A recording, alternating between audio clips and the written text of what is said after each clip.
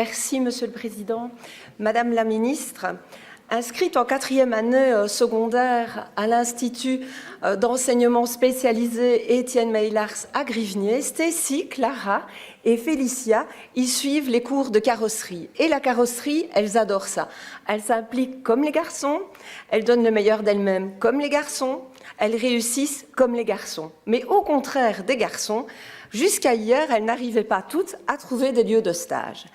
Elles se sont retrouvées face à des clichés faciles à démonter, du style « accueillir une fille comme stagiaire au sein de ma carrosserie, ce n'est pas possible, il me faudrait des WC séparés ou il me faudrait des vestiaires séparés ». Hallucinant. Faute de stage, les trois enfants, les trois jeunes filles devraient changer d'option et se diriger vers l'option cuisine. Alors l'option cuisine est une magnifique option au demeurant, mais avouons-le, tellement distante de leur choix premier, la carrosserie.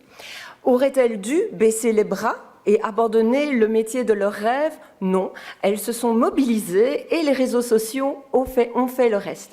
Alors, Madame la Ministre, mes questions seront très simples.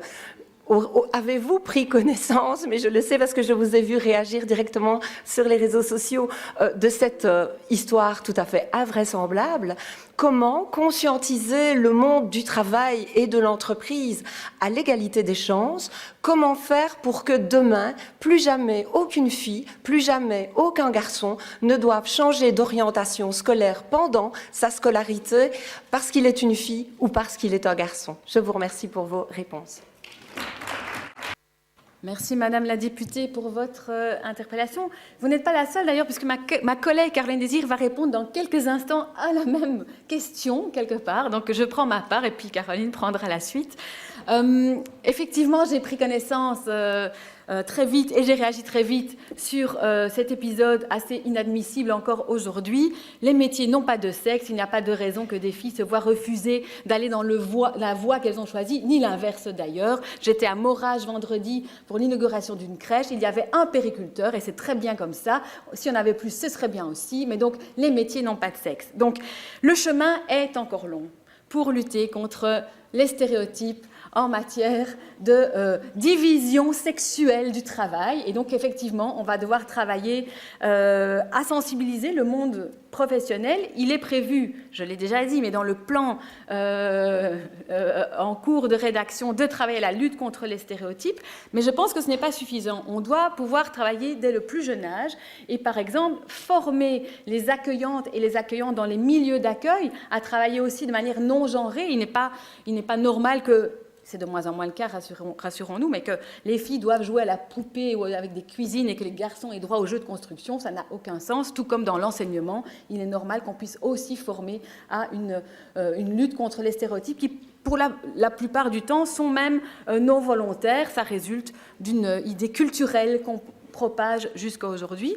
Et donc, je me réjouis que ces trois jeunes filles aient aujourd'hui reçu plein d'offres de stages pour pouvoir poursuivre dans leur voie. Et j'espère aussi que ça ouvrira la voie à toutes les filles qui souhaiteraient choisir un chemin qu'on considère à tort non conventionnel pour qu'elles puissent se retrouver dans des études et dans une voie qu'elles ont choisie. Je vous remercie.